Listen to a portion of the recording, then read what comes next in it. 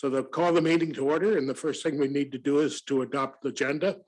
Any errors or changes to the agenda that you're aware of? Not that I'm aware of, no. Okay, we need a mover and a seconder to adopt the agenda. So I'm going to call Alan Mayhew and Bonnie Rowe.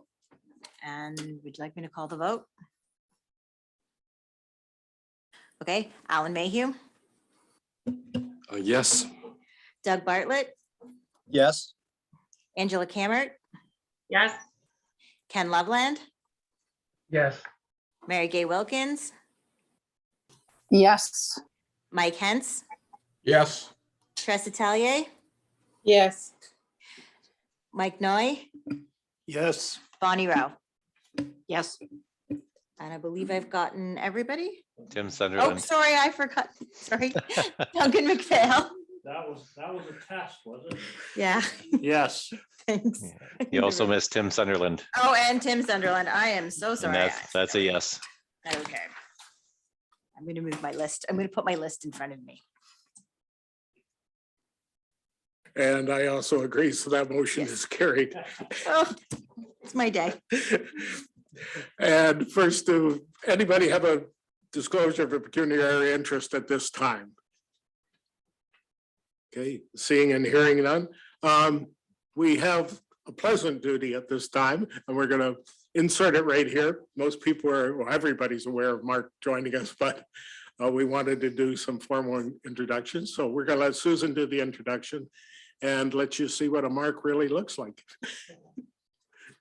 So good evening, everyone. Yeah, I just wanted to take the opportunity to introduce Mark Harris to you. So he takes over as Senior Operations Manager with Aqua for Mike Taylor.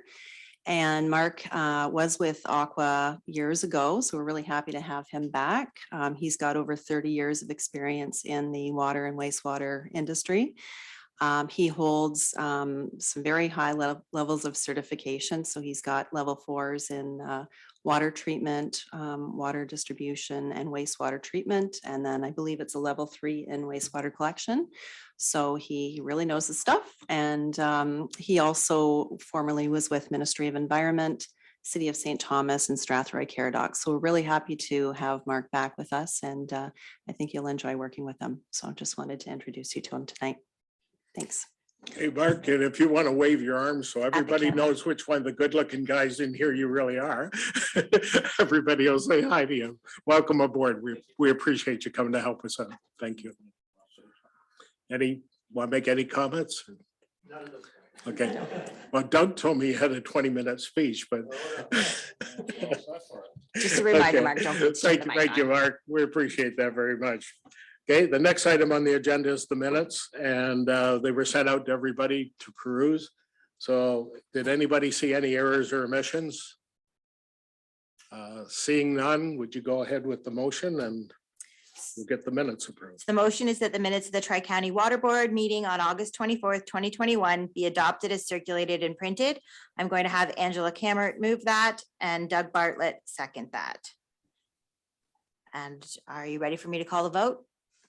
Yes. Okay, Alan Mayhew, Yes.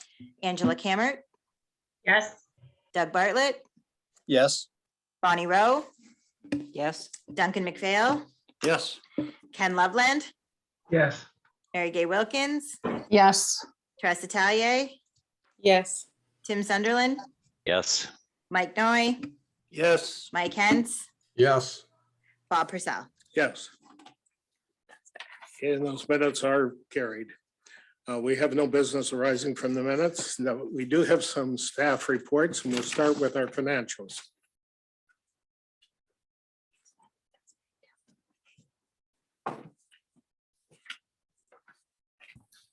Good evening, everyone. In front of you, I presented to you financial statements as of income statement as of September 30th. For revenue, revenue is up overall 5%. The consumption is up 5%. Basically, to provide you with a better idea of which municipalities are triggering the increase. So the Southwest Middlesex consumption between January and August in comparison to last year is up 9%. Newbury is up 9%.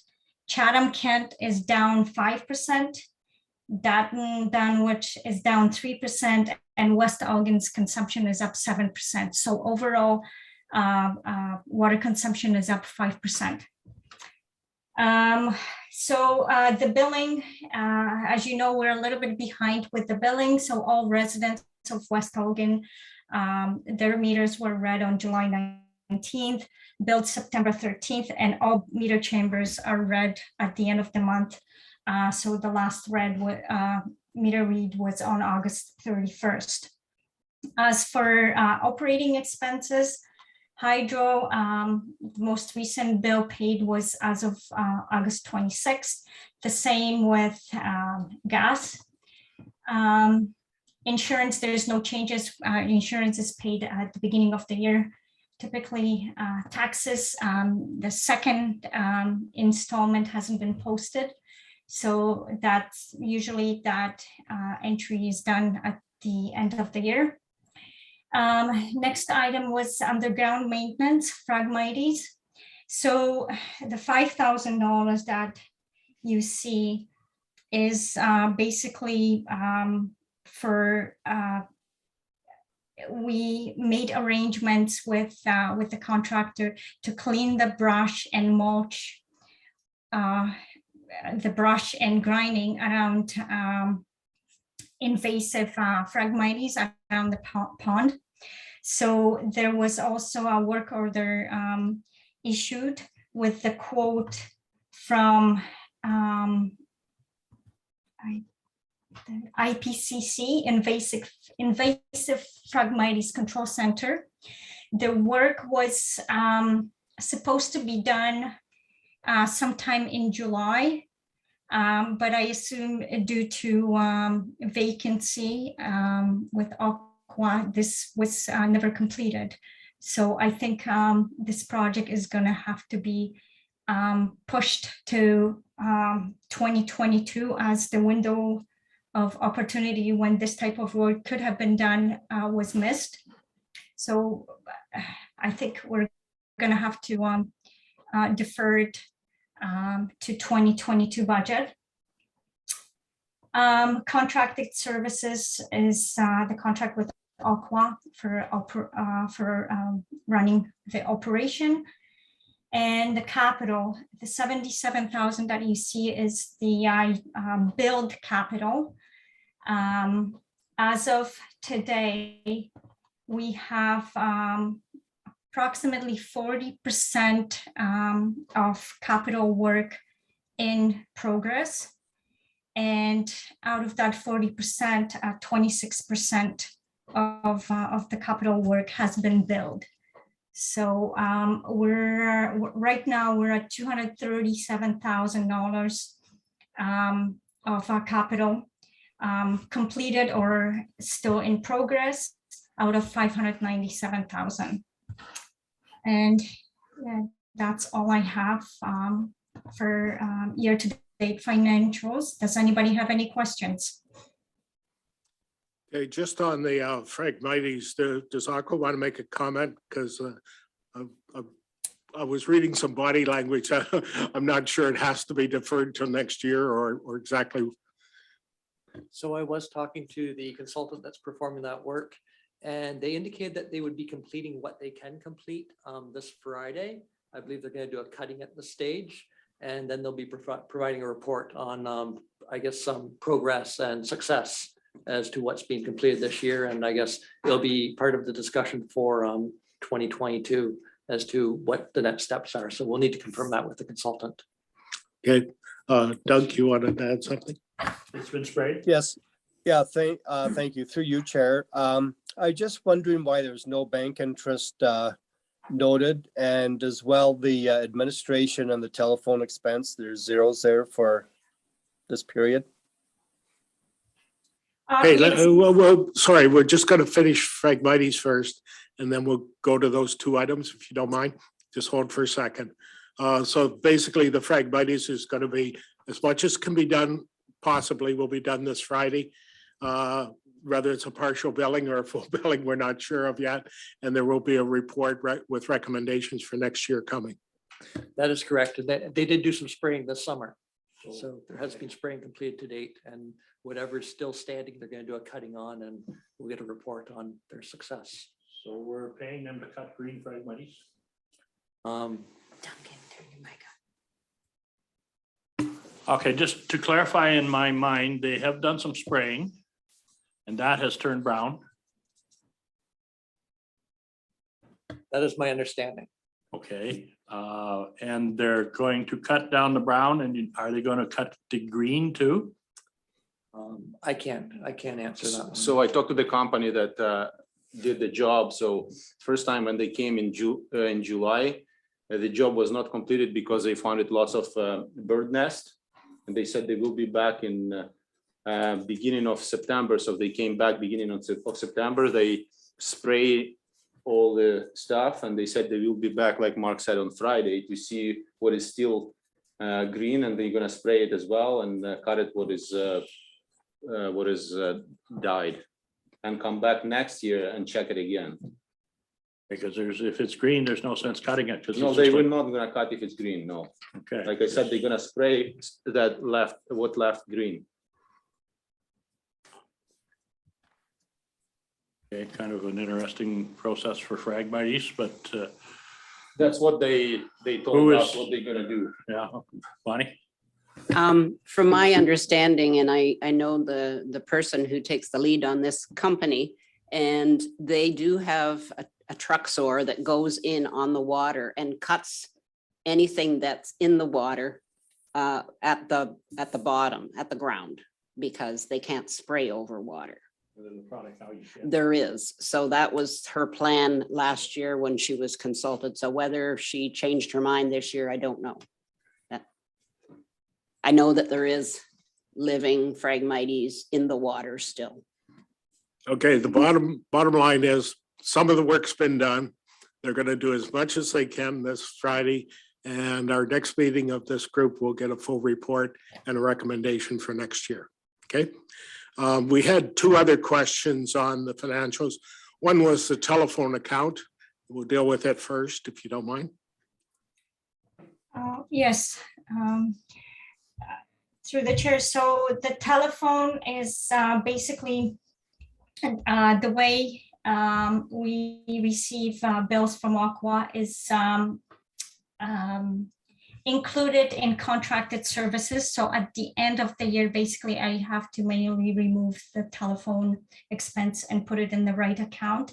The same with bank interest. The bank interest is allocated at the end of the year. And administration, and as well as administration expense. There is a few charges, asset management fee hasn't been charged. That is going to be done at year end. So when I'm reporting December year-end financials, you will see the missing entries. Okay, thank you. Okay, any further questions or clarifications? Okay, we need a motion to accept the financials. Yes, so I will have Duncan McPhail and Ken Loveland pass that. And I'll call the vote. Alan Mayhew, Yes. Angela Cammert, Yes. Bonnie Rowe, You're changing the order. I'm but sorry. yes. Doug Bartlett, I missed Yes. him. Duncan McPhail, Yes, Ken Loveland, Yes. Mary Gay Wilkins, Yes. Teresa Tellier, Yes. Tim Sunderland, Yes. Mike Noy, yes, Mike Hens, Yes. Bob Purcell. Yes. That's carried. I was keeping you on your toes, Bonnie. Okay, our next item is 6.2, the emergency expenditure for the high lift pumps. There's a recommendation that we pay the 22,000, almost 23,000. Does Aqua want to make a couple comments on that before we do the motion? Sure can. So Thank back in July, we sent a high lift pump out for capital rebuild. It was part of the 2021 capital program. While it was out for repair, high lift number 2 failed and was shipped off to ASL Rotec for inspection. With only 2 high lift pumps available going into the peak demand season, it's felt that it's critical to have this pump looked at and get assessment and information back to the board for consideration. Based on the assessment, drive end bearing and non-drive bearing were rusted and water had penetrated that area. The impeller was severely cavitated and missing large pieces of metal and was beyond economical repair, and the shaft has a worn lip seal. So this pump was scheduled for a rebuild in 2022 capital. Proposed that the funding for 2021 to pursue this project come from capital item 1, which is transformer replacement project with a budget of $50,000. And it's my understanding, based on discussion with staff, this item will not be pursued based on discussions with Hydro One and their assessment of the power supply coming into the facility. Okay, so that should answer your questions. It'll be contained within the overall budget. They're just going to be shifting some funds around from one project to another within the approved budget. We'll go around the table. If you have any specific questions on this, when we're doing the vote, by all means, just speak up and ask your questions and we'll get the clarification. So the resolution is that Tri-County Water Board hereby approves the expense of $22,764.24, including applicable fees for the emergency repair of the high lift pump number 2, as requested by the plant operator Aqua.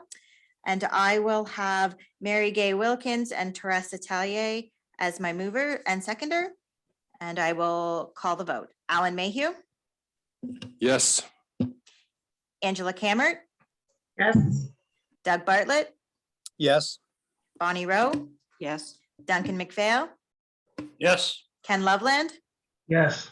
Mary Gay Wilkins, Yes. Therese Atelier, Yes. Tim Sunderland, Yes. Mike Noy, Yes. Mike Hentz, Yes. Chair Purcell. Yes, That is carried. okay, thank you. Our next item, Mark gets to talk to us about the West Lawrence Standpipe report. And I'll let him kind of explain that before we do any motions to receive his report. Sure, thank you. So this is mainly for information. There was a capital item in the budget for corrosion protection. And so based on discussions with the Landmark who oversee, I guess they inspect and provide consultation services on these water towers, they felt the best approach would be to address the corrosion issue at time that you're looking to recoat this tower. And so on that basis, we thought, well, we need to address health and safety concerns with respect to the ladder. So we wanted to get that addressed. We also thought that it would be helpful to do a stratification study on the tower to determine if we have good mixing and good chlorine at the top, because we found with other water towers, particularly Lambton County, they put in a mixing type system as part of the when they go to recoat the tower. And so we thought good information to have right now to know if we've got an issue or not.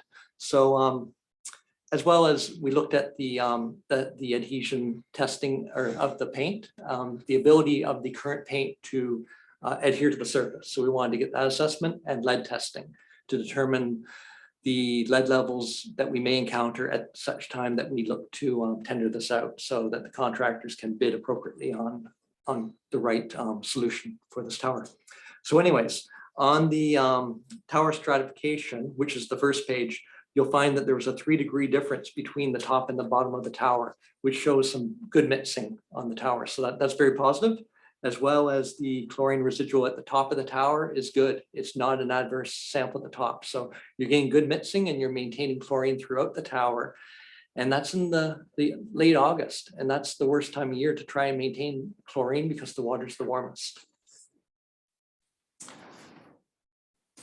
And on the exterior coating adhesion testing, the results were very good. So it was considered good. Anything above 300 PSI is considered adequate for an overcoating. So that's if you were to look at overcoating the outside of the tank, it is positive that you could do that. The only problem with doing an overcoat on the outside of the tank is you only get 8 to 10 years of life out of it. So not a great life expectancy for the high cost to do it.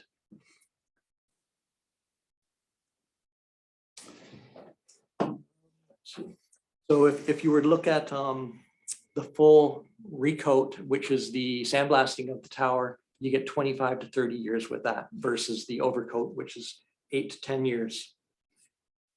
However, looking at the interior, they're saying you can't do an overcoat on interior. It has to be sandblasted. And so really it's best to align both of those processes at the same time, doing the exterior and interior. On the interior, they figure based on the report that was completed back in December of 2020, there's three to 6 years of life expectancy on the interior. So you're probably best to have those numbers align and do it at the same time. On the lead, so the interior was 20 parts per billion, I guess microgram per gram. The exterior was 330. So based on discussions with the landmark, they indicated around 1983 is when they started removing the lead primer in the base of the paint. And so this was a 1984 construction. So it's right in that time frame as to when they were migrating to a non-lead type of paint for the base. So generally the lead had a much longer life expectancy associated with it. I asked about what are the impacts associated with this lead, and they said, well, based on the reading, we really have to take the same mitigation measures, but it might add $50,000 associated with the sandblasting component of it. But generally, they still have to do an enclosure. They still have to sandblast. So generally, you're looking at the same type of efforts, but just a little more cost on the lead removals and stuff like that.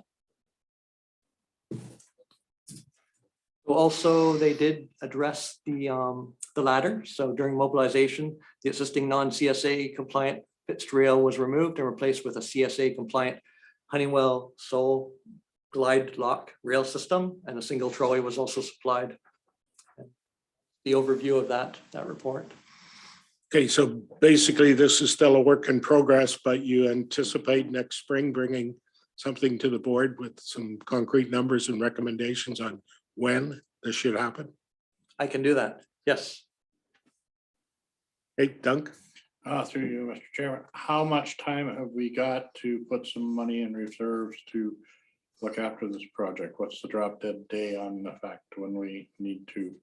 So based on December 2020, it would be 3 to 6 years. So you'd be looking at, say, 2023 to 2026 is the time frame that they provided where it makes sense. And so that might be through discussions with your budget and how the financials are as to what works best to pursue that capital project. Somewhat safe to say we could have up to 5 years with a bit of leeway to get our dollars saved up to be able to do this project. Based on the report that was provided, that is correct. Okay, what do you have a recommendation on an initial amount we should try to set aside on an annual basis to start putting some money away? Well, was it 100,000 a year or $250,000? You could be close. If it's 5 years, you could be closer to the $250,000. Okay, that's just so the board has some idea when we're looking at budget. We won't have all the details we would like till probably next spring. But for this budget, if we're going to start putting some money away for a project like this, that gives you some parameters to kind of look at as we go through the budget process this year. And then when we get as many facts as possible next spring and a full report, then we have to get serious about scaring up that money because the job has to get done sometime within the 6 to 7 year period. Okay, any other members of the board got any comments about the report? It's basically to bring us up to speed and give us a little bit of direction. Any other comments or questions out there? Okay, if you just make a little note about the amount we should look at annually. Doesn't mean you're going to get it in the budget, but we should look at it annually just so we can all remember that when we get into the budget session. And then we need a motion to accept your report, and we appreciate the straightforward, concise report. Thank you. So I'm going to have Tim Sunderland and move the acceptance of this report, and Mike Noy second this. And I will call the vote. Alan Mayhew, Yes. Angela Cammert, Yes. Doug Bartlett, Yes. oops, sorry, Bonnie Rowe. Yes. Put that on the Everything ground. Shouldn't okay have- over there? Shouldn't have tried to hit me. Just put it on the ground, sorry. Duncan McPhail, Yes. Ken Loveland, Yes. Mary Gay Wilkins. Yeah. Tressa Talier, Yes. Tim Sunderland, Yes. Mike Noy, Yes. Mike Hentz, Yes. and Chair Purcell. Yes. That is carried. And as you may have noted, it is a lot safer to be virtual than it is to be live. And if anybody is concerned about exposure, Duncan and I had to spend most of the day sitting this close to each other at county council, so we're already well exposed to each other. You didn't try to hurt me there. Okay, our next report is the Tri-County Drinking Water Third Quarter Report. And who's going to walk us through that, Mark? Yep, I'll walk you through it. Okay, thank you, sir. So I'll focus on the third quarter part of it. So on page, I guess we're on page 3, the compliance summary for the third quarter. So on October 1st, 2021, an AWQI was reported to the Ministry of Environment as well as the Ministry of Health, as the monthly filter performance did not meet the compliance number for the month of September. To ensure inactivation of viruses, bacteria, and microorganisms, the membrane filtration system is required to meet performance criteria for the filtered water turbidity of less than 0.1 NTU, less than or equal to 0.1 NTU in 99% of the measurements each month. The filter performance was not met due to the colored water event that experienced at Tri-County Water during the month of September. The colored water was produced as a result of elevated levels of iron and manganese in the source water, Lake Erie.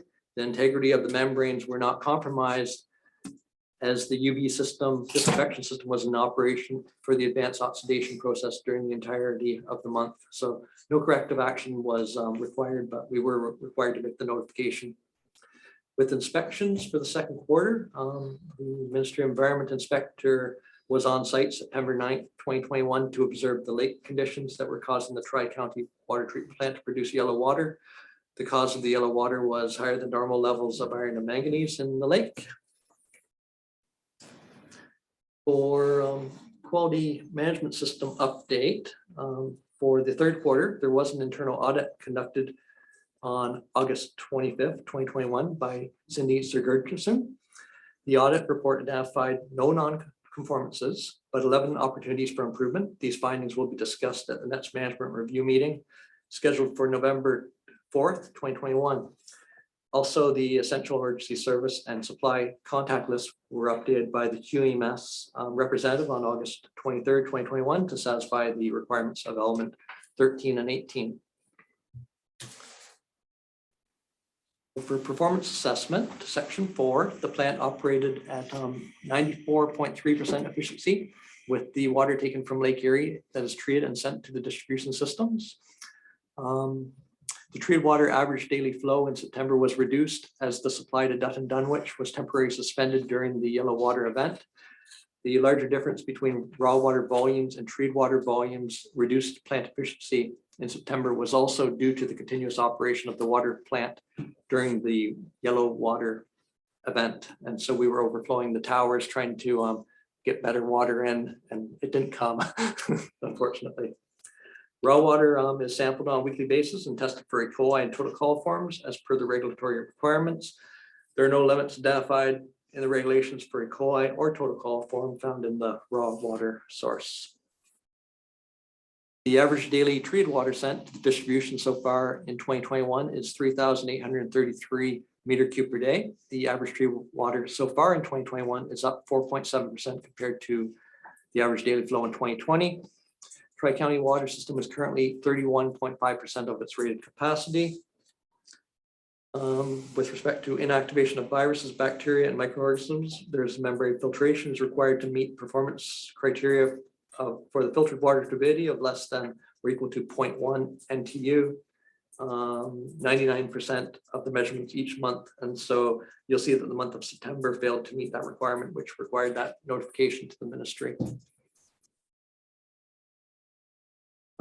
Chlorine residuals are monitored throughout the treatment process by continuous online chlorine analyzers. Chart 3 on page 7 below provides an online minimum, maximum, and average daily readings of free chlorine provided to distribution systems. All results met the regulatory requirements. The minimum chlorine residual was 0.38 milligram per liter. And that was in September due to the demands caused by the elevated iron and manganese concentrations in the water. Weekly basis, we test for E. coli, total coliform, and heterotrophic plate count, and all samples have met the requirements for those. The transmission main is sampled on a weekly basis at 2 locations for E. coli, total coliform, and heterotrophic plate count. All distribution samples met the requirements. On a quarterly basis, we sample trihalmethanes in 2 locations in the distribution system. And the average for that at the treated water sample was 24.3, and the West Orange Standpipe was 35.5. The limit's 100 microgram per liter. Also on a quarterly basis, we test for haloacetic acids, HAAs, and they're required to be tested per regulatory requirements. We sampled the 2 locations, and the treated water running average is 11.1, West Orange Standpipe 19.5, with the limit being 80. So we're well under the limit for that. Third quarter occupational health and safety, there was no additional health and safety issues identified during the third quarter. So then we move into section 6, and it goes into the general maintenance. I'm not going to go line by line on that because there's way too much. If there's any questions, we're here to answer those questions.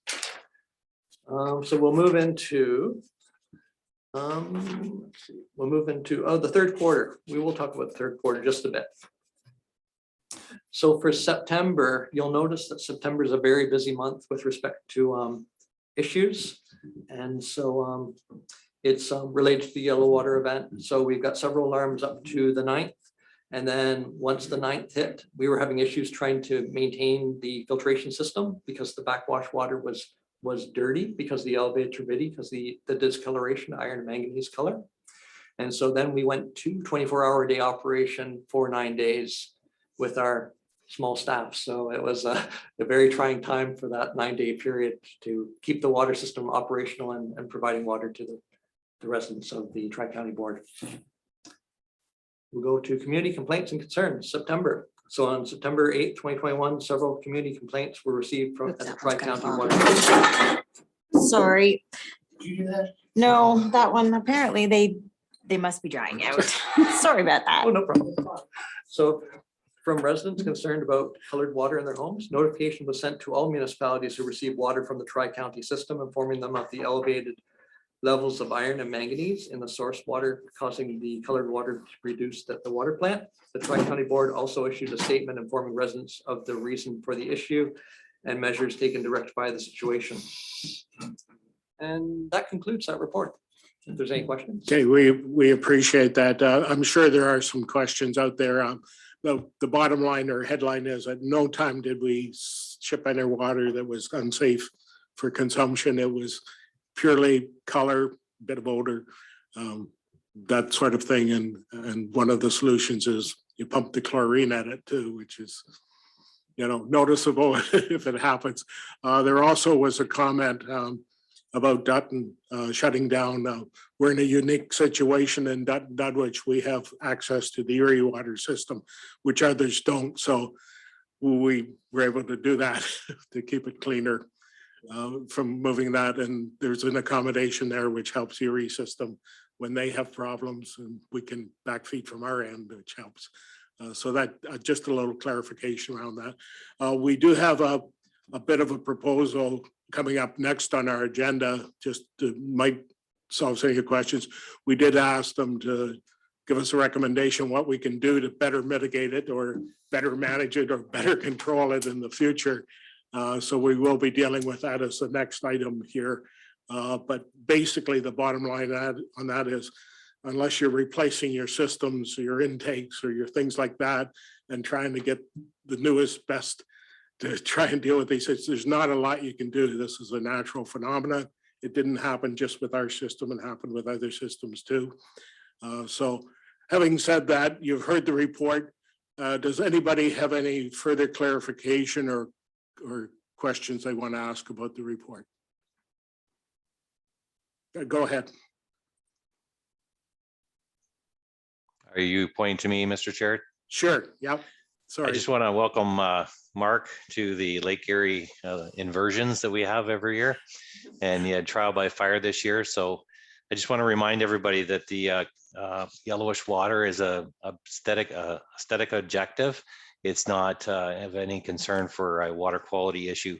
So I think these guys battled it best they could. In Chatham-Kent, we had the same battle going on.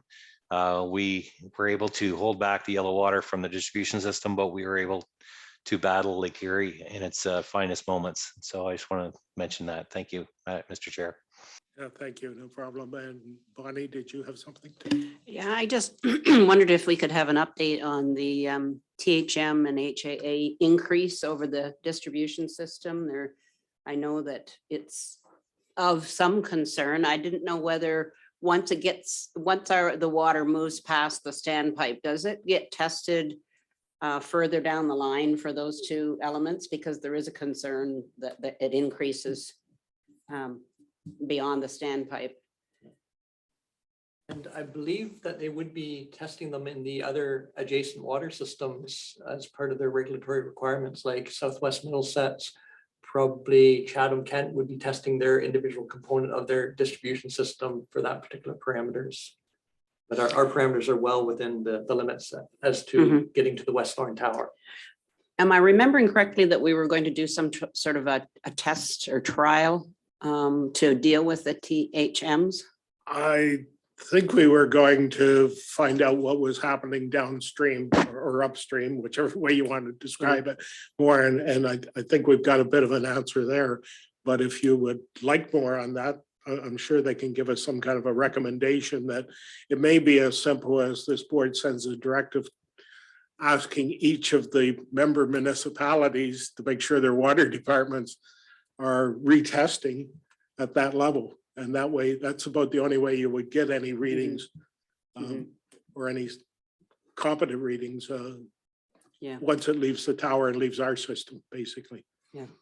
Would you like them to see Well, about I just maybe recommending something that we send out to remind all the other water boards that we deal with like that? Well, people are sitting at this table and so they're aware of it. I think they can bring those reports back, but it sits in my mind that we were going to try something to address that. Go ahead. Mr. Chair, if my memory serves me correct, Bonnie, that those numbers were captured in our West Elgin distribution segment when Aqua comes and Sammy presents that to us. I believe those numbers were in there, and I think that's where the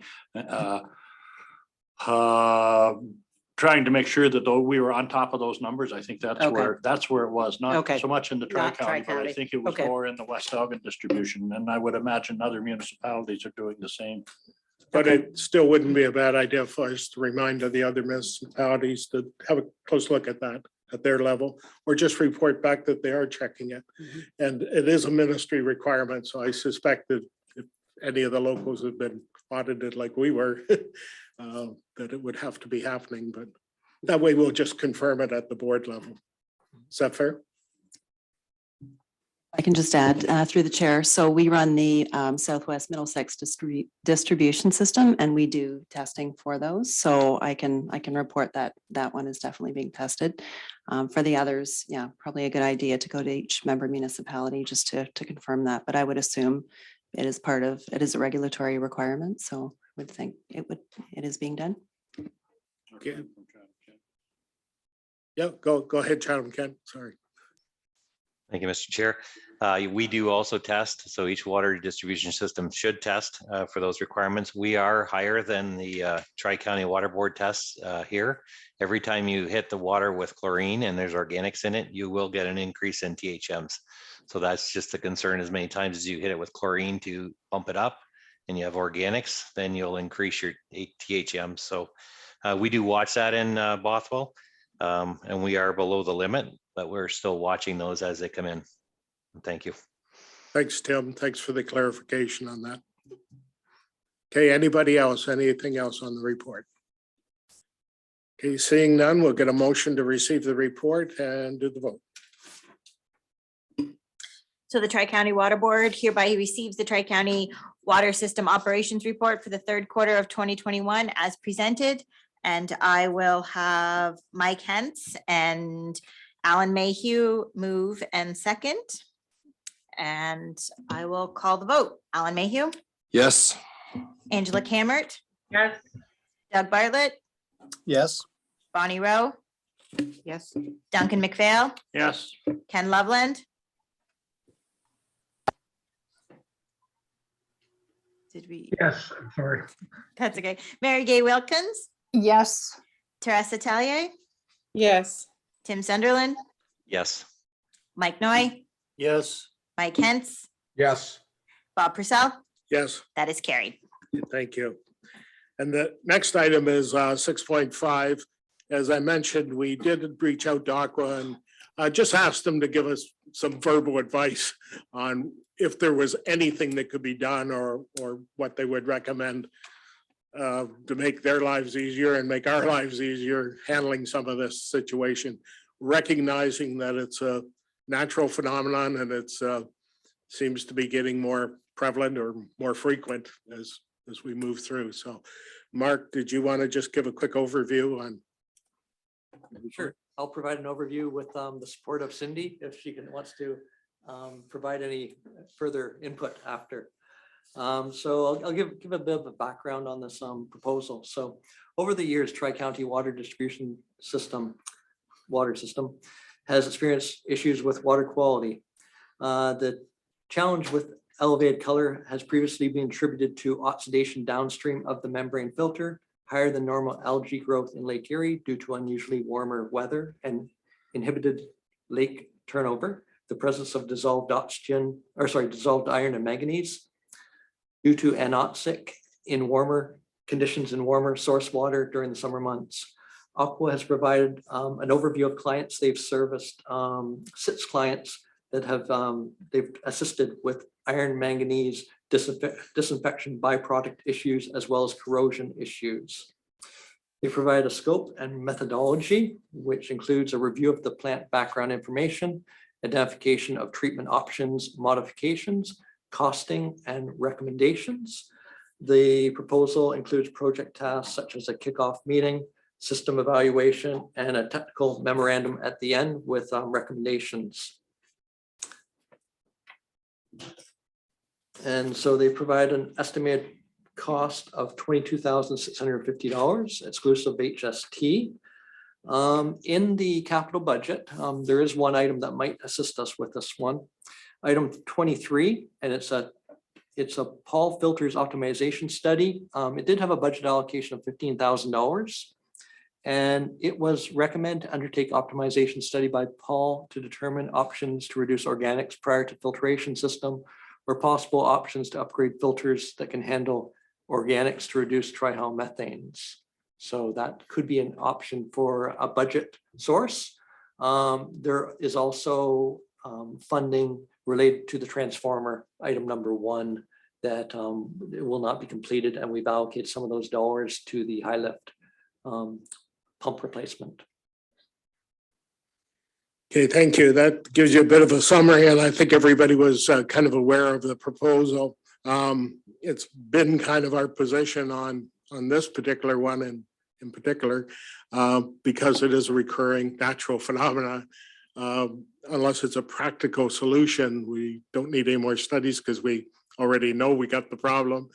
And we know that whenever we replace something, this is part of the things we're trying to solve when we replace a piece like an intake or filters or whatever.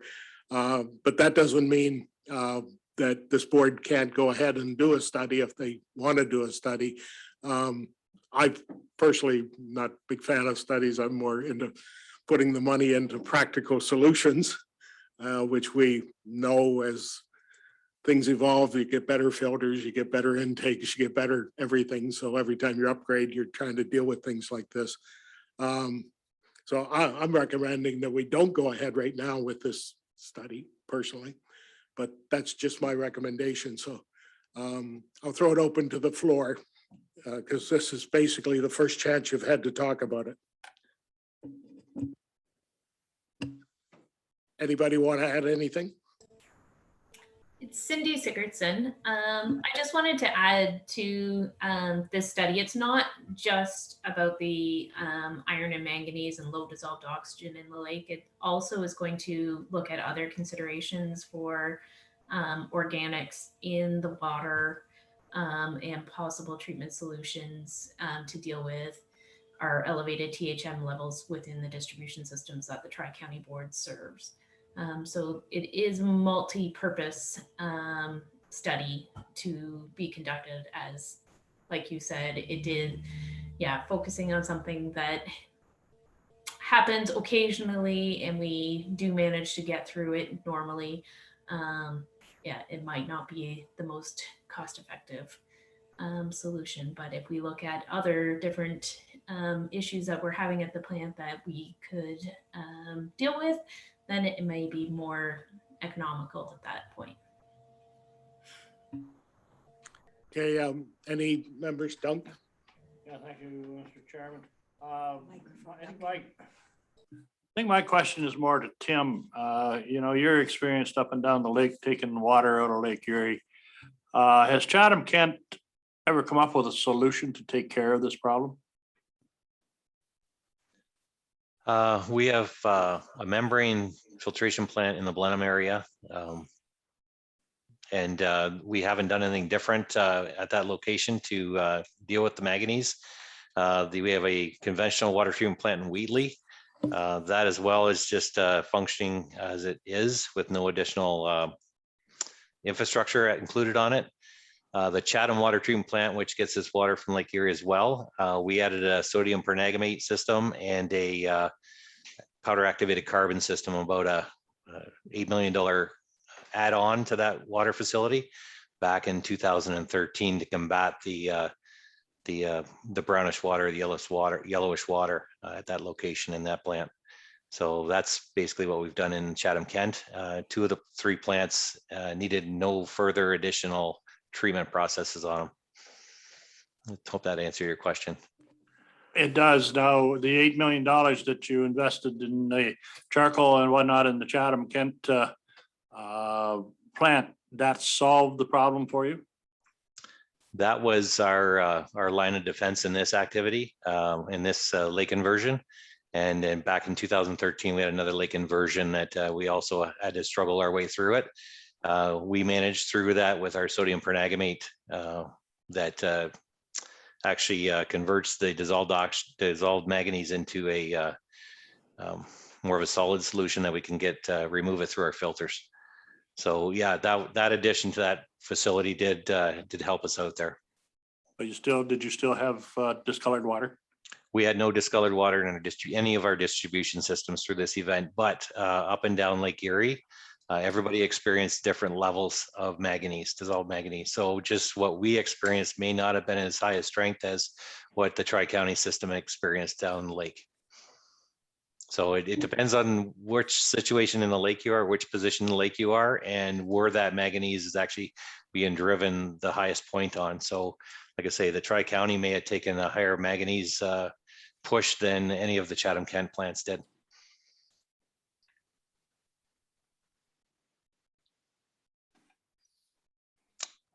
Okay, does anybody else out there have any questions or clarification?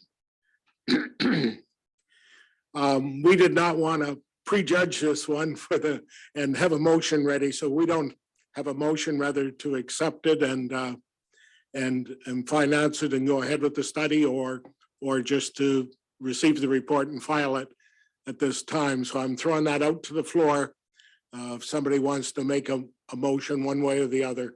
Mark did point out that there are places he can steal that money from in the budget just by reallocating. So it's not a net increase in the budget, but that's it. Go ahead. Thank you very much, Chair Purcell. As far as the study goes, I put a lot of confidence in Aqua. And you seem to subliminally be a proponent of that study and justified it with some moving the pots of money around that it is affordable. That study was indicated by another one of your peers that it is multi-purpose. And furthermore, it does take some of the liability off our water board, knowing that we have practiced due diligence, we have got a study, and we we are accepting the recommendations of our operator. And though I side with the chair on many occasions, I do have a difference of opinion here, Bob, that it may be $8,000 well spent if we move some of that money around in that budget. You said it was a $15,000 study. You anticipated the $22,000, and you can find some money of approximately how much? 7 to 10, was it? There was 15 in another study, Okay, which is very similar to optimize the filters. okay. And then the balance could Yep. be coming from the transformer Yeah. project that we're not pursuing. item Yeah. number one. I think I would sleep better at night if I knew that we were practicing due diligence and did the study and accepted the recommendation of Aqua. So I'll move the motion and I'll leave it up to the floor to see if I have a seconder. Okay, do we have somebody willing to second that? Through the chair, Mayor Mayhew had many of the same thoughts that I was going through, actually. It did seem as though Aqua would appreciate having this study done to potentially address how you might look at these issues differently in the future. I think there's something to be said about the public perception of us addressing this issue in the best way that we can afford to do without going into an $8 million filtration system. So I agree that we should continue with it, and I'll second the motion. Okay, with the second motion, now we have a motion on the floor. And the motion is to go ahead per the recommendation with the study. I'll throw it open for any clarification or questions before the vote. Go ahead, Doug. Thank you, Mr. Chair. And I guess this is to Mark. Going through the process of doing the study, where do you see it going from there? I would hope that we've got some recommendations that will make it a little more manageable to deal with this type of event. In some cases, we had difficulty getting water out. We had filters that were faulting, which made it difficult. We had chlorine being consumed like crazy, and we had to alter our high-level pump set points in order to get water into the system. Still met compliance, but it was lower than what would previously be there. So it seemed that we were really struggling to try and treat this water.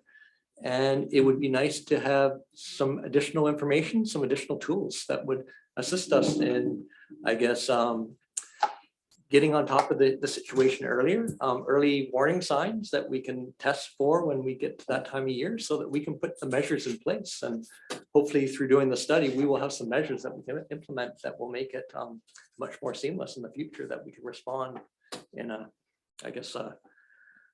positive manner to try and address the water quality issues before it gets out in the system. That being said, we're looking at $22,000 here, and we don't really know what the outcome is going to be. I'm not knowledgeable enough to be able to make a judgment on if it's that a good price, reasonable price. Something of that amount of money, I get a little concerned when we single source that out to one bidder. Is this something that the board maybe needs to consider to put an RFP out?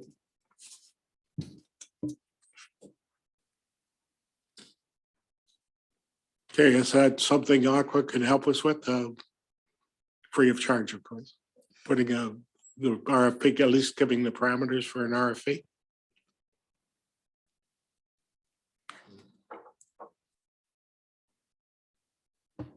We've been involved with that type of process before, so I'm sure we could have provided support. Okay, and Alan, you had something further? Very often, single sourcing is appropriate when there's not that many people in the business to give you that information. Are there many technical companies out there that can do that analysis like that?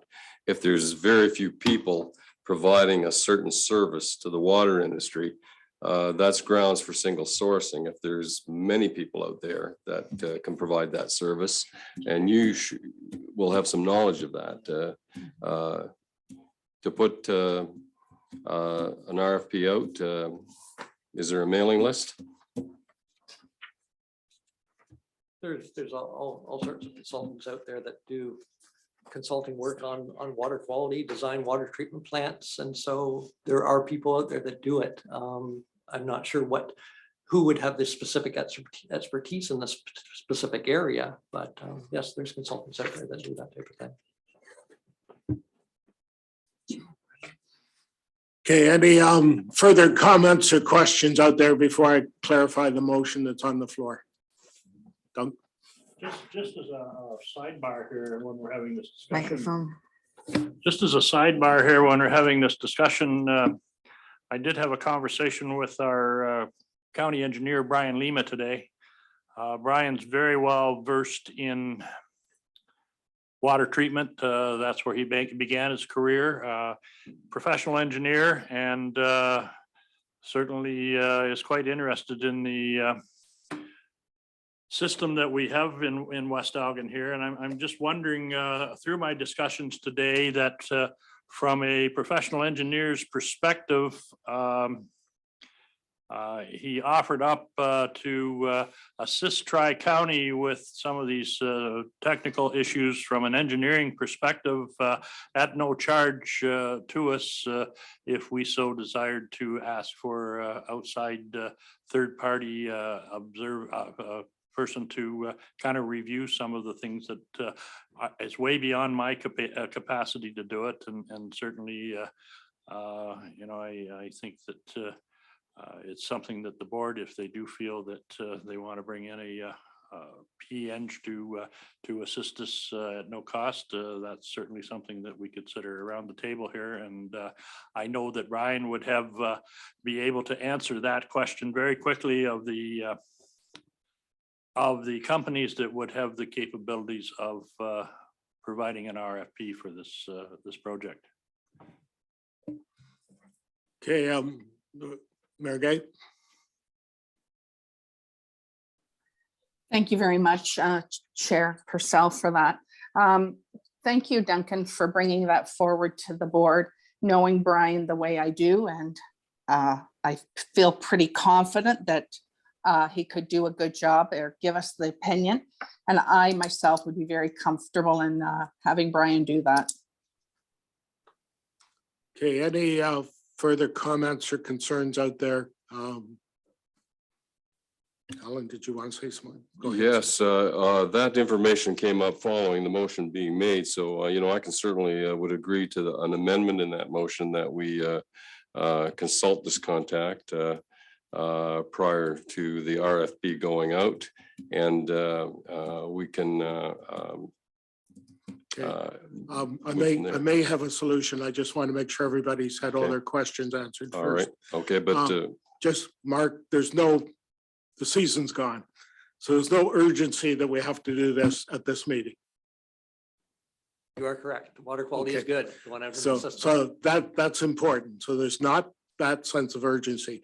What I'm going to suggest to the mover and seconder, that we simply defer your motion to the next meeting, and that we ask Brian with the county to work with Aqua on coming back with a proposal on how to do this in an open, transparent manner.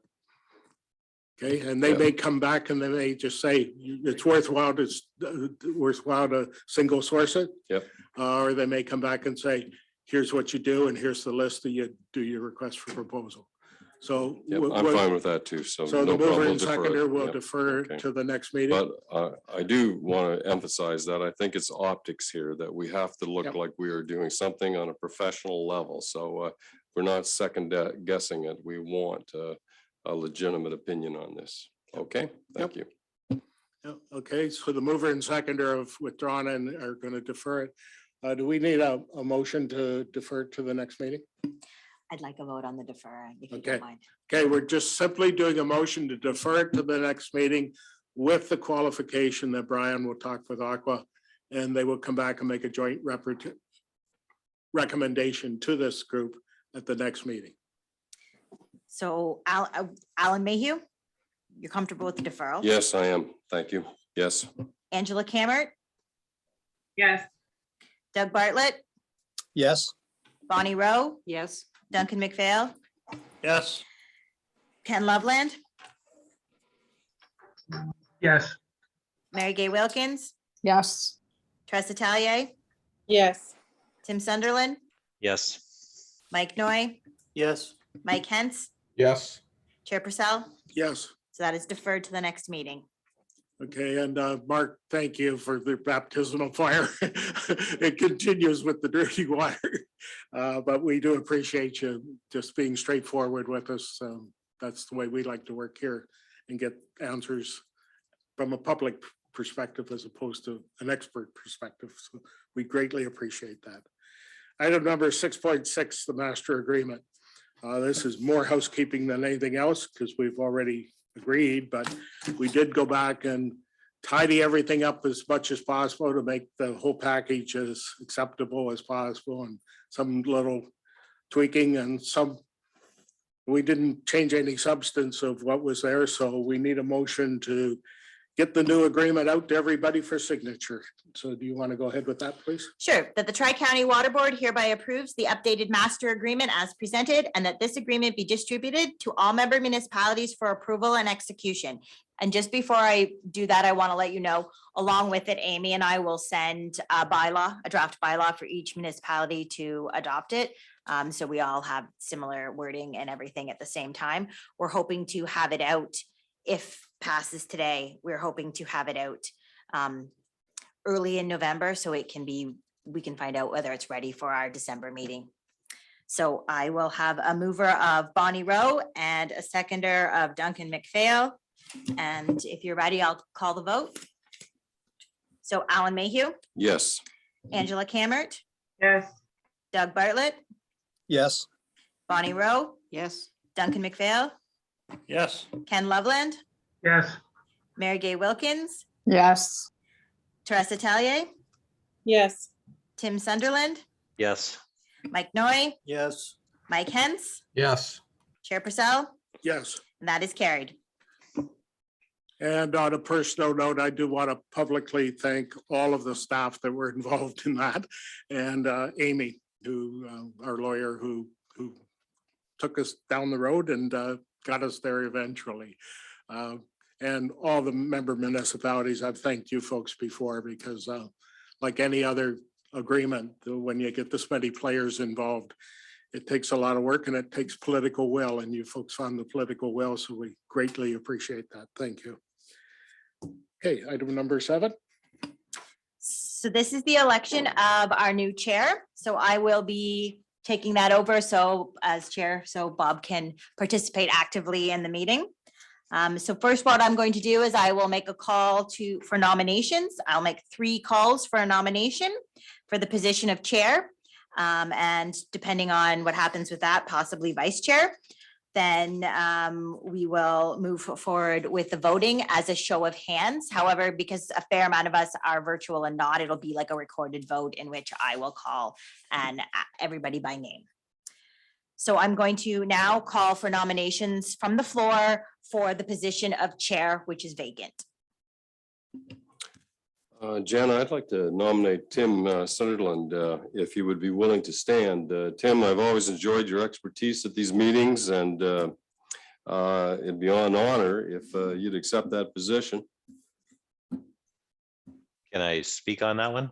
Yes, you can. Yeah. I'm a non-elected member of this board, and I would like to stand down from that position. Thank you. Okay, well, that's unfortunate, but I respect your opinion. So I'm going to make a second call for nominations. I'd like to nominate Duncan McPhail. Duncan, do you accept the nomination or decline, or would you like to speak? Well, with everybody's help, I guess we could get through a year. Sir, can you turn your microphone on? With everybody's help, we could get through a year. Okay, I'm going to make a third call for any more nominations. Mary Gay? I'll move that nominations be closed.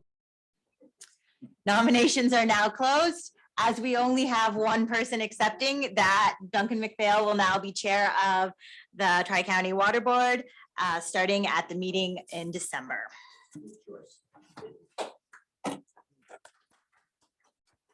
Well, thank you, everyone. I hope to live up to all your expectations.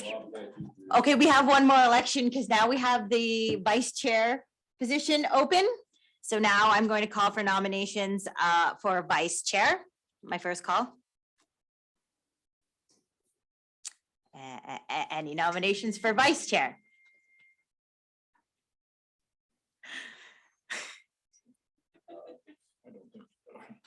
Okay, I'll nominate Mary Gay Wilkins. Mary Gay, would you like to speak or do you accept? I would accept that. I don't think Duncan's going to be away at all next year for the meeting, so I feel pretty confident that. Not with Zoom anymore. Not with Zoom He'll anymore. You do- can never get yeah. away. It's like No, Hotel that's California. That even at your cottage. So I'll make the third call for nominations. Any other nominations for vice chair? Going once, twice. Okay, I'm now closing nominations for vice chair as there was only one nominee. I have now declared Mary Gay Wilkins as vice chair.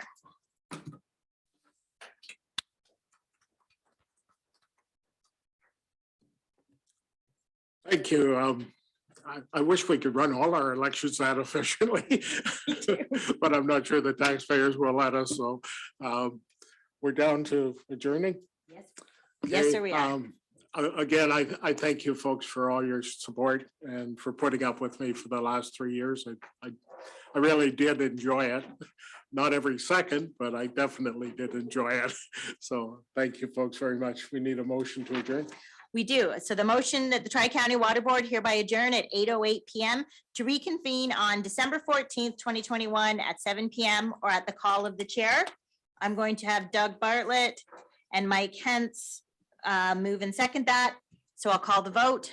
Alan Mayhew, Yes. Angela Cammert, Yes. Doug Bartlett, Yes. Bonnie Rowe, Yes. Duncan McPhail, Yes. Ken Loveland, Yes. Mary Gay Wilkins, Yes. Tressa Talier, Yes. Tim Sunderland, Yes. Mike Noy, Yes. Mike Hentz, Yes. Bob Purcell. Yes, That is carried. Meeting is Good. adjourned. thank you, folks. Have a great Thank evening. you. Mark, it's nice meeting you. Yep. Best of luck and